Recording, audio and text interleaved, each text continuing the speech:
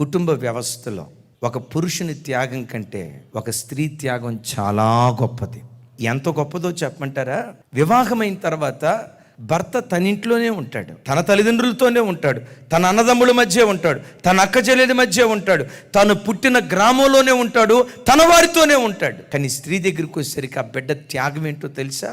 వివాహం అనే ఆ ఒక్క వ్యవస్థ ద్వారా 25 సంవత్సరాలు పెంచి పెద్ద చేసిన ఆ పేగు బంధాన్ని తెంచుకొని, పుట్టిన గడ్డను విడిచిపెట్టి, పుట్టి పెరిగిన ఇంటిని విడిచిపెట్టి, ముక్కు ముఖం ఎరుగని మనకు నమ్మి తన ఇంటిని వదిలిపెట్టి, అమ్మా నాన్న వదిలిపెట్టి, అక్కాచెల్లెలను వదిలిపెట్టి, అన్నదమ్ముళ్ళందరినీ విడిచిపెట్టి వచ్చి వివాహ వ్యవస్థ ద్వారా మన ఇంటికి వచ్చి తన ఇంటి పేరు కూడా మార్చుకొని అంత త్యాగం చేసుకుంటుంది. ప్రతి భర్త తన జీవితంలో దేవుని తర్వాత ఆ తర్వాత స్థానం తన భార్యకి ఇచ్చేటువంటి వాడిగా ఉండాలి.